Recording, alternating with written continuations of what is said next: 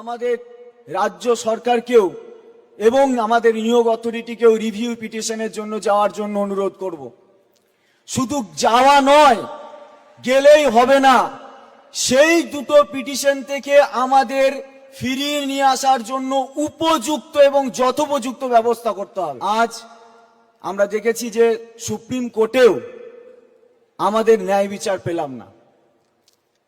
আমরা আজ এখানে এসেছি মাননীয় মুখ্যমন্ত্রীর সামনে সেই একই ন্যায় বিচারের দাবি করতে।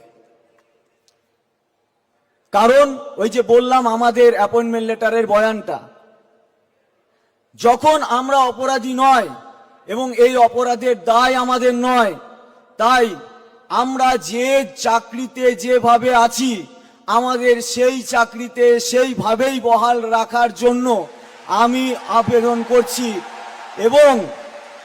এবং 7 বছর আগে আমরা পরীক্ষা দিয়ে আমাদের যোগ্যতার প্রমাণ দিয়েছি। আজ এইখানে উপস্থিত যত সরকারি কর্মচারী আছেন, ইনক্লুডিং সুপ্রিম কোর্টের যে জাজ মহাশয় আমাদের জাজমেন্ট কপিটা লিখেছেন, তাকেও যদি আজকে আবার পরীক্ষা দিতে বলা হয়, আমার মনে হয় না তিনি সাকসেস হতে পারবেন। তাই আমরা কোনো দ্বিতীয় পরীক্ষায় দিতে চাই না, অন্তত এই চাকরির প্রশ্নে। আমাদের এই চাকরিতে স্বমহিমায় বহাল রাখার জন্যই আমরা আবেদন করছি এই সভাকক্ষে। এবং আমরা জানি যে একটা কোর্টের ধাক্কা আমরা খেয়েছি, এবং কোথায়? চিফ জাস্টিস অফ ইন্ডিয়ার বেঞ্চে। তাই আইনি জটিলতা অনেক, কিন্তু তারপরেও এখনো দুটো স্তর এখনো বাকি আছে।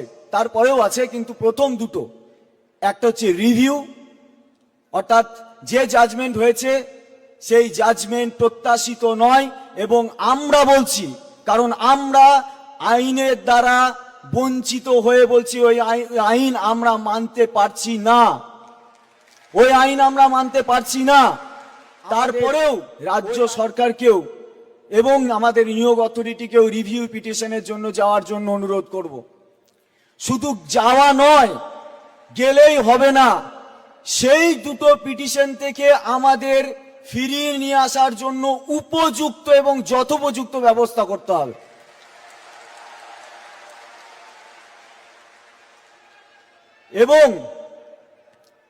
এবং আমরা আরো একটা দাবি রাখছি, এই যে বিচারপতি আছেন তার বেঞ্চে আমরা রিভিউ চাইছি না, সেই সময়টাকে ব্যবহার করতে হবে। এবং আমরা জানি যে রিভিউ টু কিউরেটিভ আমাদের জেতার সম্ভাবনা আছে, এবং সেই যতদিন পর্যন্ত এই প্রক্রিয়াটা সম্পন্ন হচ্ছে না ততদিন পর্যন্ত আমাদের দাবি, আমাদের কোনো রকম টার্মিনেশন লেটার দেওয়া যাবে না।